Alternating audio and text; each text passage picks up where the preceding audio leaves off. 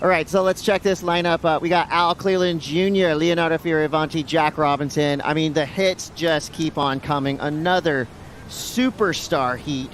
A word that always makes me think of Yokoa is abundance, and we saw an abundance of Al Cleland Jr. on this opening lap, Mitch. Yeah, he came through as a 4. This is his opener, so really the first turn very strong. The rest of the wave quite flat, so never really stood up until the inside right here and tried to get things going, and unfortunately just didn't really stand up the way he was looking for, but still.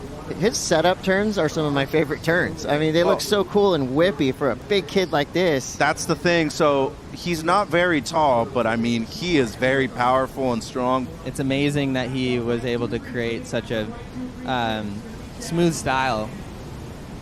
Well, that rips too. It's a wave that'll pound you. That's probably why I've never been there. Jack Robinson now up and at it. Yeah, so this is a fun one. Of course, Jack Robinson born in probably one of the slobbiest places on earth in Western Australia, but all three of these surfers are absolute small wave wizards. You see right there, I mean, Jack just freeing the fins up. I feel like that was just kind of a setup wave as well as we saw from Alan Cleland. They might have a better shot now in finishing in the top spot in the world. That was sweet. Sick blowtail reverse right there. A lot of speed too, and I just thought that the way he carried himself throughout this entire wave, especially with the use of priority, very intelligent and made the most out of nothing right here with this flat section towards the end. So some good stuff, and my personal opinion, we're probably going to see the... Beijo pra família e saudade de vocês. Em breve, Saquarema, estamos chegando. Tamo junto. Valeu, galera. Obrigado. Always appreciate the time. Thank you. In his post-heat interviews, he's very thoughtful. Most of the time, a great sport. Sometimes we see him upset, and that's fine. I like it. I like a good show like that. I like the passion. Al Cleland Jr. now. That is the hammer. Especially the second one. How do you like this combo, Koa? Yeah, he's so calm.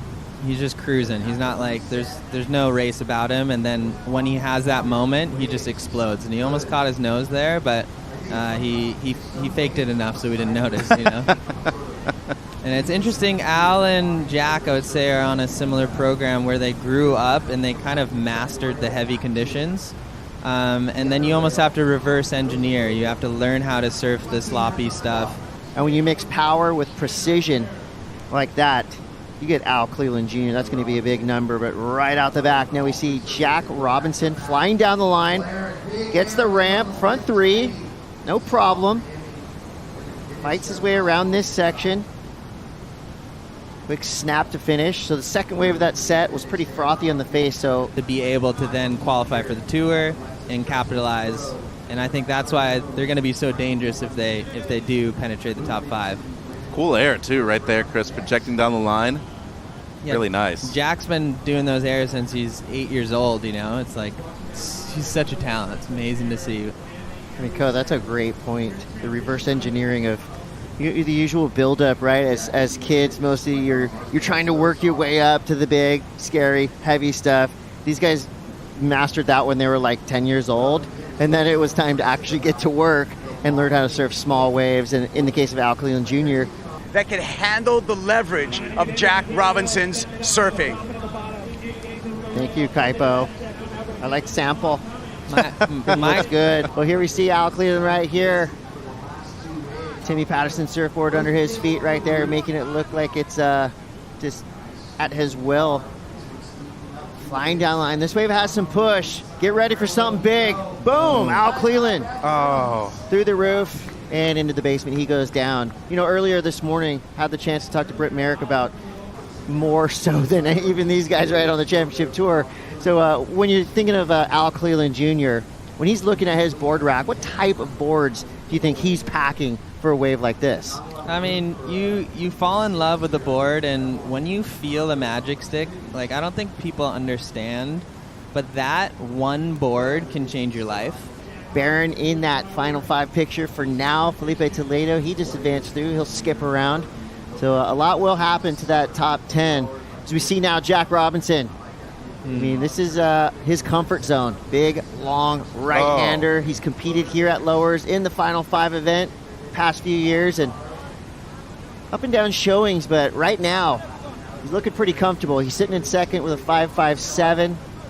This wave will no doubt delete that 4.67, so strong surfing right there. There's 2 turns off the jump of that wave. Potentially doing a full rotation on that first section, and I mean, as this first round, it's all or nothing. You need to win to advance. Yeah. So I would expect some of these guys, unless they are being super strategic, blowing up on that first section, and that's what Jack did right here. Well, I just feel that at this point post-cut, you really have nothing to lose.